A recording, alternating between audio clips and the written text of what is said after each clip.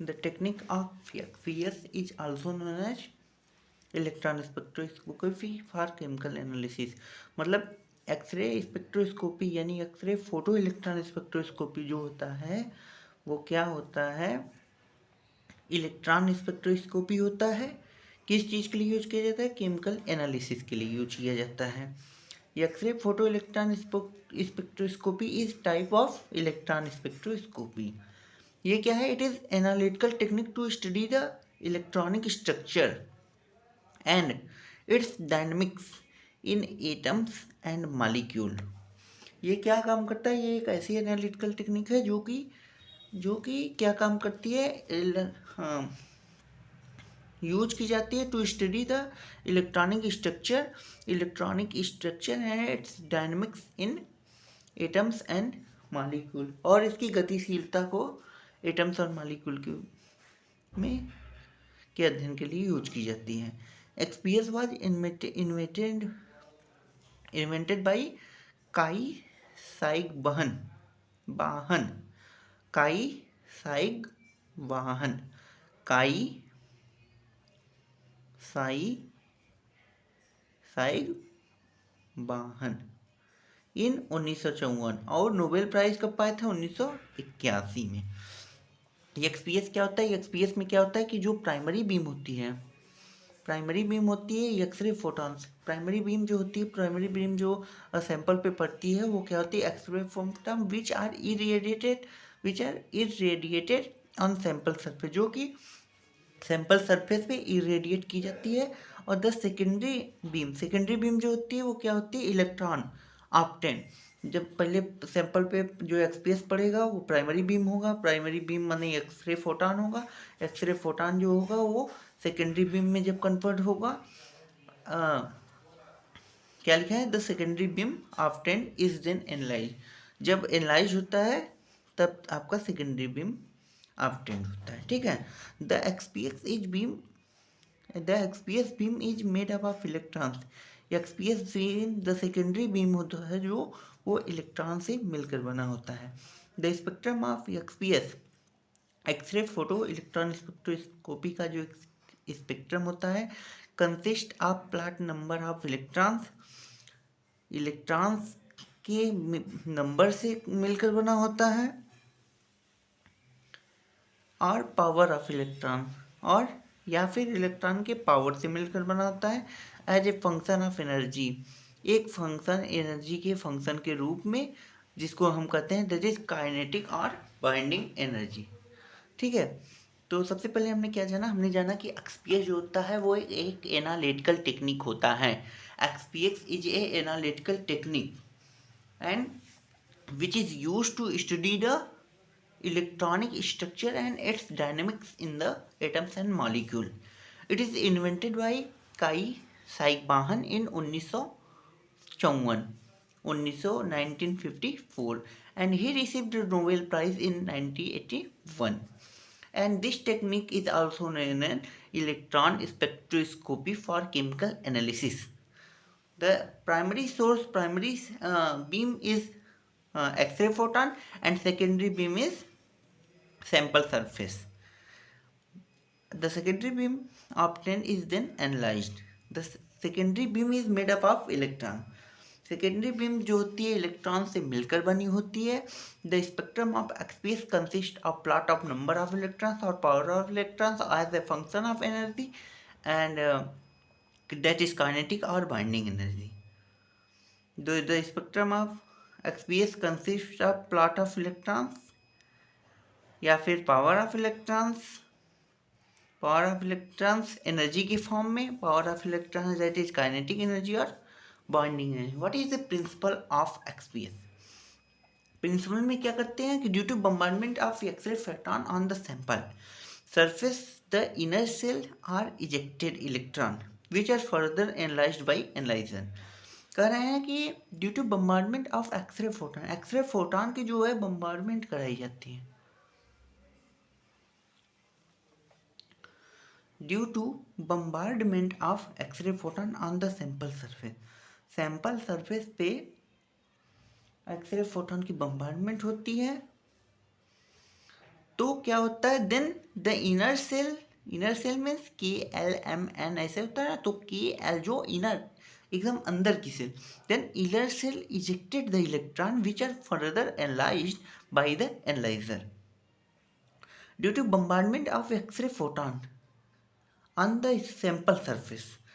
The inner cell, that is K and L electron, are ejected electron which are further analyzed by the analyzer. सबसे पहले क्या होता है, principal यही है कि हम क्या करते हैं, बम्बार्डमेंट कराते हैं एक्सरे फोटॉन की, किस पे, सैंपल पे.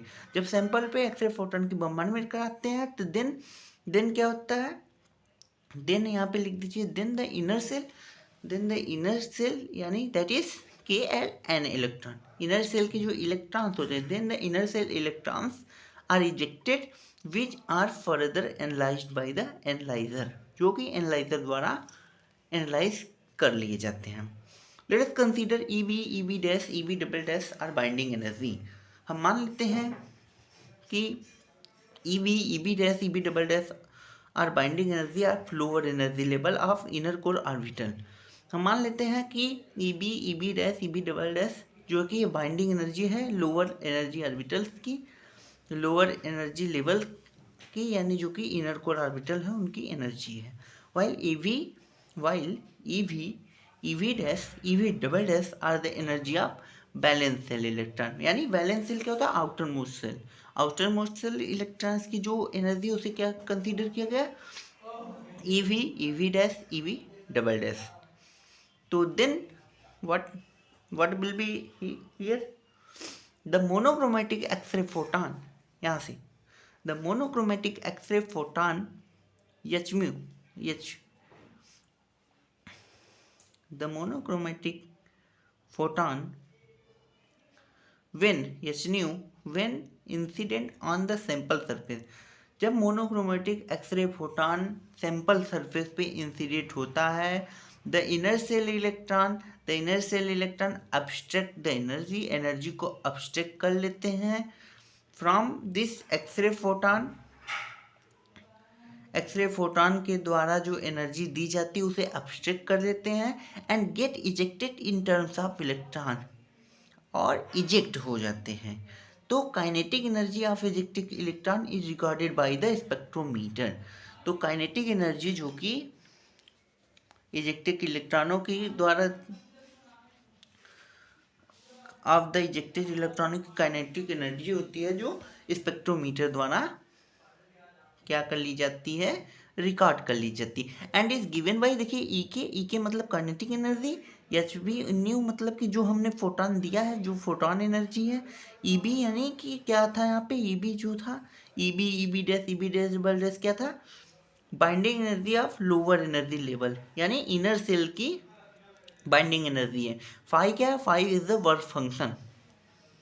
ठीक है, तो सबसे पहले हम क्या देंगे, HV देंगे, जहाँ से क्या इनर से के इलेक्ट्रॉन इजेक्ट होते हैं, इलेक्ट्रॉन इजेक्ट होंगे, उसमें कुछ कार्य करना पड़ेगा, जो ये कार्य करना पड़ेगा वही जो टोटल होगा वही जो है आपका सबसे पहले ये देंगे तो ये निकलेगा, इसलिए ये माइनस में है. फिर वर्क फंक्शन कुछ ना कुछ कार्य करना पड़ेगा, इसलिए ये भी माइनस में है.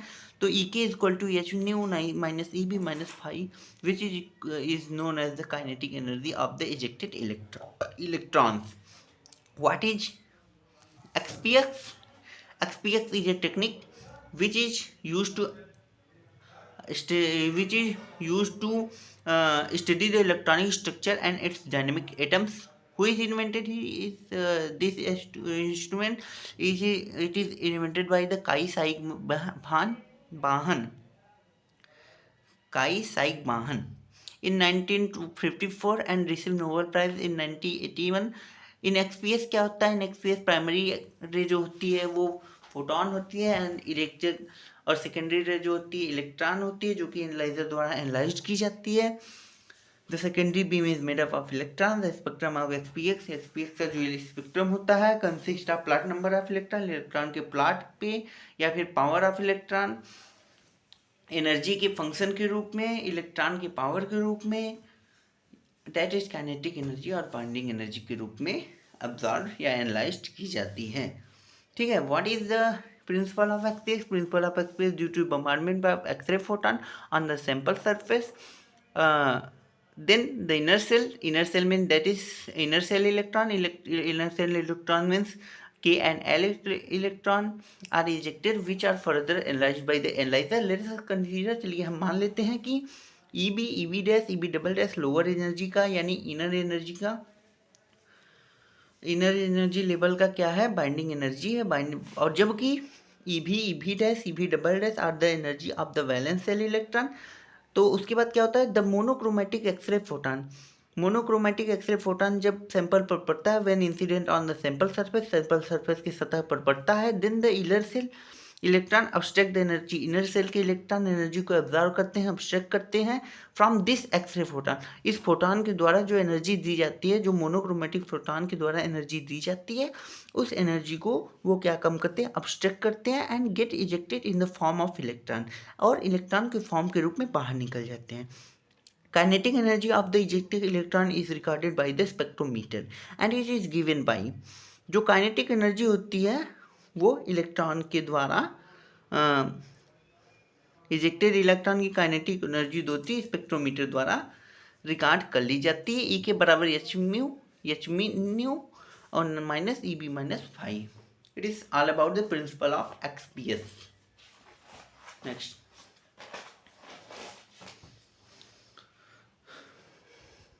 उस इक्वेशन में ई के जो था kinetic energy of ejected electron था, जो कि हम कैलकुलेट करते थे।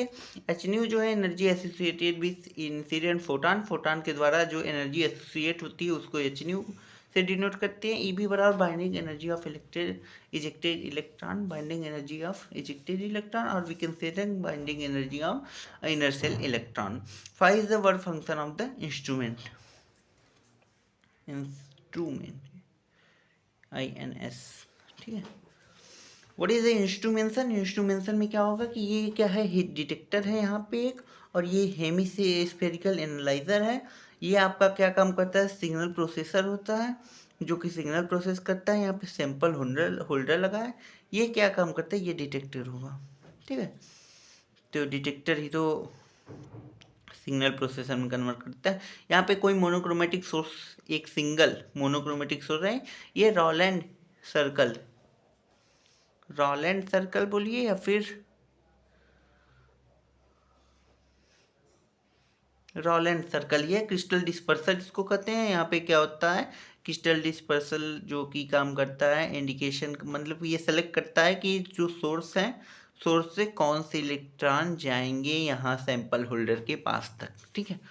वो it is lens, it is electrostatic, जो हेमिस्फेरिकल एनालाइजर होता है इसमें इलेक्ट्रोस्टैटिक फोर्स इंटरेक्शन काफ़ी ज़्यादा होता है। The electron spectrometer made up of following component: source that is here, sample holder that is here, analyzer that is here,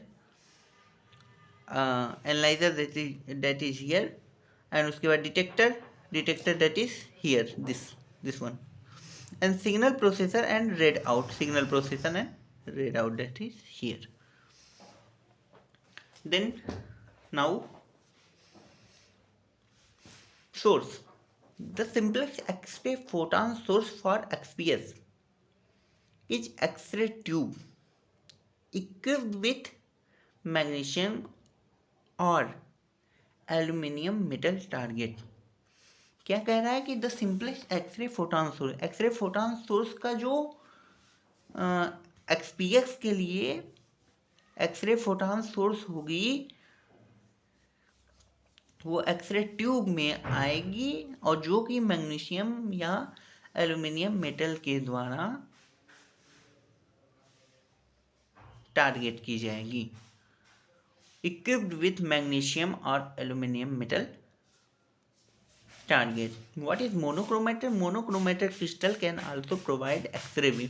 monochromator जो crystal होगा can also provide X-ray beam having bandwidth of 0.3 electron volt, 0.3 electron volt, provide much smaller spots on the surface to be examined.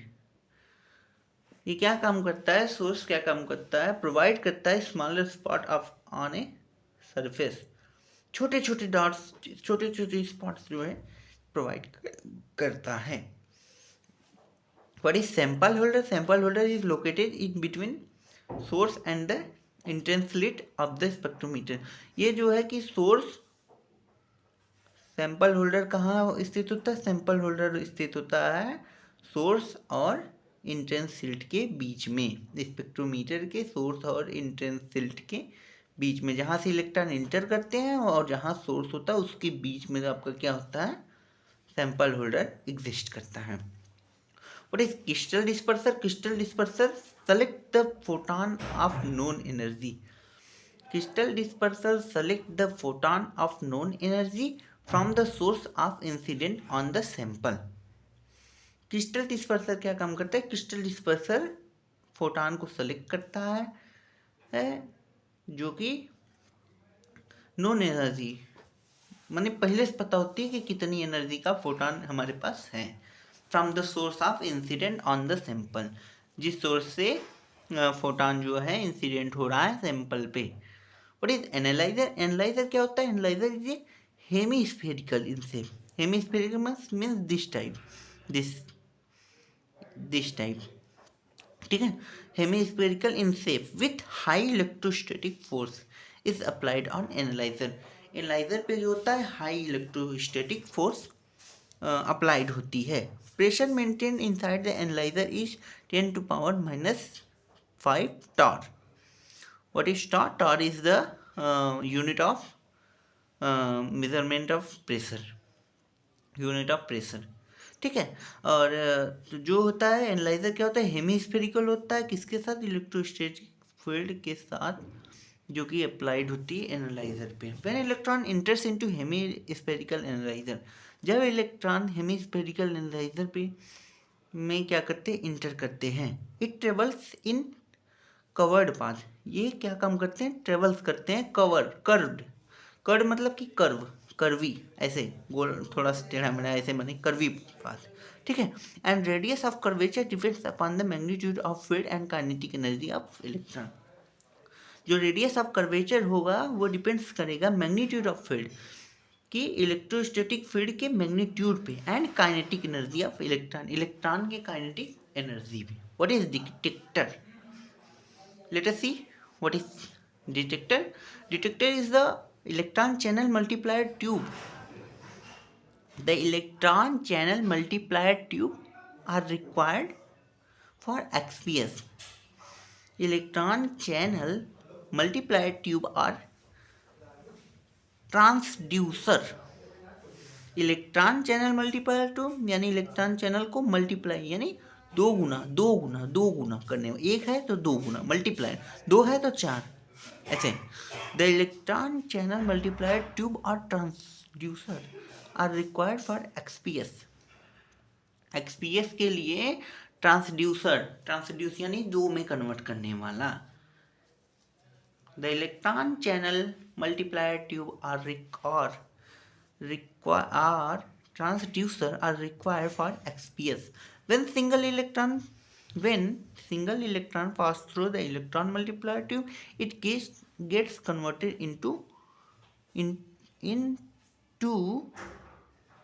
TWO, two number of electrons or pulse of electrons. जो detector होता है वो क्या require करता है?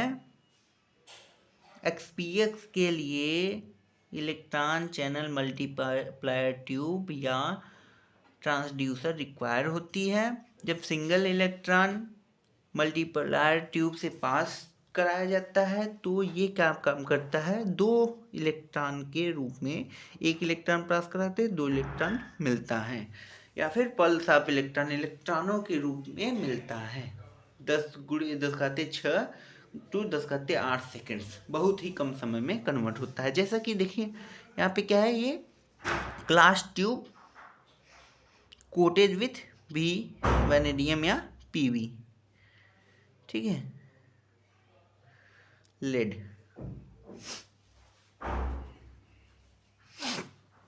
Single electron यहाँ पे एक आएगा, यहाँ से 2 इलेक्ट्रॉन बने, यहाँ से 3 इलेक्ट्रॉन बने, यहाँ से 4 इलेक्ट्रॉन बने, यहाँ से इस पे अगर 5 बनेगा, इस पे अगर 6 बनेगा, ऐसे पल्स ऑफ इलेक्ट्रॉन्स बनते हैं।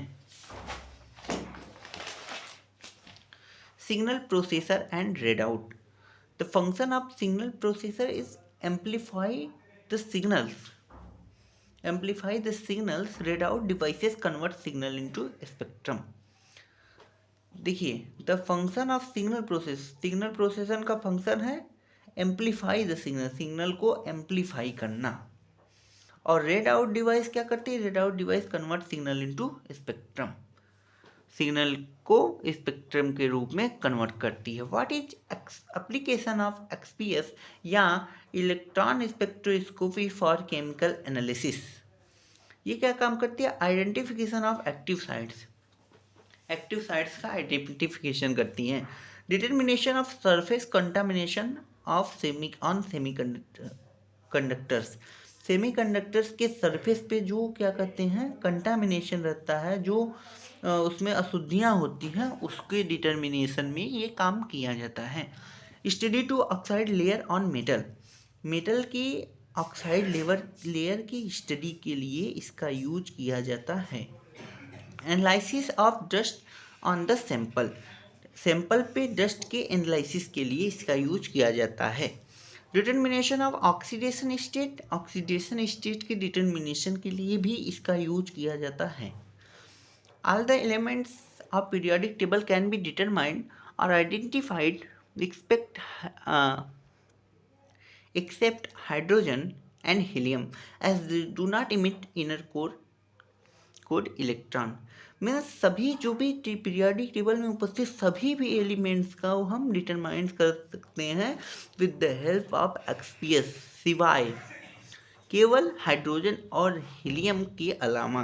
क्यों? क्योंकि हाइड्रोजन और हीलियम जो है केवल 2 ही इलेक्ट्रॉन रखते हैं और एक्सपीएस जो है कि 3 इलेक्ट्रॉन रखने वाले सभी एलिमेंट्स के लिए वैलिड होता है। 2 इलेक्ट्रॉन रखने वाले एलिमेंट्स के लिए वैलिड नहीं होता है।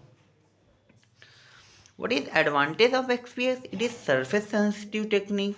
Wide range of solid surface sample can be identified. Solid surface sample wide range में आइडेंटिफाई हो सकता है। रिलेटिव एंड नॉन डिस्ट्रक्टिव, ये जो होता है नॉन डिस्ट्रक्टिव इन नेचर होता है। एंड व्हाट इज डिसएडवांटेज में क्या है? इट इज़ वेरी एक्सपेंसिव, बहुत ही ज़्यादा खर्चीला है। Slow and poor resolution power, इसकी जो रिजोल्यूशन पावर होती है, ये बहुत ही ज़्यादा स्लो होती है। एंड रिक्वायर्ड हायर वैक्यूम, बहुत ही ज़्यादा निर्वात की आवश्यकता होती है। Then now we can say that what is XPS. तो हमने इसमें आपको बताया कि एक्सपीएस को जो है इलेक्ट्रॉन स्पेक्ट्रोस्कोपी कहते हैं, जो कि केमिकल एनालिसिस के लिए यूज की जाती है। ये एक एनालिटिकल टेक्निक है जो कि इलेक्ट्रॉनिक स्ट्रक्चर और किसी भी एटम या मॉलिक्यूल में उसके इलेक्ट्रॉनिक स्ट्रक्चर एंड उनके गतिशीलता के अध्ययन के लिए यूज की जाती है। इसको इन्वेंट किया था साइक बाहन ने 1954 में, एंड उन्होंने नोबेल प्राइज पाया 1981 में। एक्सपीएस में क्या होता है? प्राइमरी जो बीम होती है वो एक्सरे फोटॉन की होती है जो कि सैंपल पे पड़ती है, और जो सेकेंडरी बीम होती है उसके बाद एनालाइज की जाती है। और सेकेंडरी बीम क्या होती है? सेकेंडरी बीम इलेक्ट्रॉन से बनी होती है। द स्पेक्ट्रम ऑफ एक्सपीएस, जो एक्सपीएस का स्पेक्ट्रम होता है, बहुत सारे नंबर ऑफ इलेक्ट्रॉन्स या फिर पावर ऑफ इलेक्ट्रॉन्स के रूप में, एनर्जी के रूप में कंसीडर किया जाता है, जिसे हम काइनेटिक एनर्जी या बाइंडिंग एनर्जी भी कहते हैं। ठीक है, एंड काइनेटिक या बाइंडिंग एनर्जी के रूप में कंसीडर किया जाता है। व्हाट इज प्रिंसिपल क्या होगा? प्रिंसिपल केवल यहीं से है। अगर आप यहाँ देखते हैं बम्बार्डमेंट ऑफ इलेक्ट्रॉन को बम्बार्डमेंट कराई जाती है। इनर सेल के ऑर्बिटल यानी के एंड एल सेल के ऑर्बिटल के इलेक्ट्रॉन इजेक्ट करते हैं, फिर एनालाइज किए जाते हैं एनालाइजर के द्वारा। और उसी प्रकार से हम यहाँ पे कंसीडर भी कर लेते हैं कि EV double dash binding energy है और इनर सेल की, और ईवी डबल डैश जो है वैलेंस सेल की इलेक्ट्रॉन की एनर्जी है। And then we can say that जब फोटॉन पड़ेगा सैंपल के सरफेस पे, तो इलेक्ट्रॉन जो सैंपल होगा, इनर सेल के इलेक्ट्रॉन होंगे, वो फोटॉन की एनर्जी को एब्स्ट्रैक्ट करेंगे एंड इजेक्ट हो जाएंगे। एंड जब इजेक्ट हो जाएंगे तो क्या होगा, इन टर्म्स ऑफ इलेक्ट्रॉन्स के रूप में इजेक्ट हो जाएंगे। और जब इलेक्ट्रॉन्स के रूप में टर्न हो जाएंगे तो इसकी जो काइनेटिक एनर्जी होगी स्पेक्ट्रोमीटर द्वारा रिकॉर्ड कर ली जाएगी, जो कि इस प्रकार है, E के बराबर H nu minus E minus five, where E के बराबर kinetic energy of ejected electron, H nu बराबर energy associated with incident photon and E B बराबर बाइंडिंग एनर्जी, फाइव बराबर वर्क फंक्शन। इंस्ट्रूमेंशन में क्या है, इंस्ट्रूमेंशन में ये हेमी स्फेरिकल शेप होता है एनालाइजर का। उसके बाद ये डिटेक्टर होता है आपका, ये सिग्नल प्रोसेसर होता है, single monochromated source of electron beam होता है, ये सैंपल होल्डर है, यहाँ पे लेंसेज लगी हुई है, और हेमी स्फेरिकल एनालाइजर जो है वो इलेक्ट्रोस्टैटिक फील्ड के साथ आपका अटैच होता है। ये जो है गोला होता है यानी जिसको कहते हैं रॉलेंट सर्कल, और ये जो होता है क्रिस्टल डिस्पर्सल। तो हम आपको ऐसे ही समझाते थे, सोर्स क्या हुआ, मोनोक्रोमेटिक सोर्स यहाँ पे सैंपल में, ये सैंपल आपका, ठीक है, तो सैंपल पे प्रोवाइड की जाती है। सैंपल पे जब प्रोवाइड हो गई मोनोक्रोमेटिक सोर्स, तो ये क्या करती है, राउंड लेंथ सर्कल के द्वारा क्रिस्टल डिस्पर्सर पे जाती है। क्रिस्टल डिस्पर्सर क्या करता है, ये क्या काम करता है, ये सेलेक्ट करता है कि कौन सी एनर्जी, कौन सा फोटॉन हमें सैंपल पे देना है। तो सोर्स से होते हुए यहाँ गया, यहाँ क्रिस्टल डिस्पर्सर पर गया, क्रिस्टल डिस्पर्सर सैंपल होल्डर पे गया, सैंपल पे गया, फिर जो है कि ये इलेक्ट्रोस्टैटिक हेमीस्फेरिकल एनालाइजर में जाता है।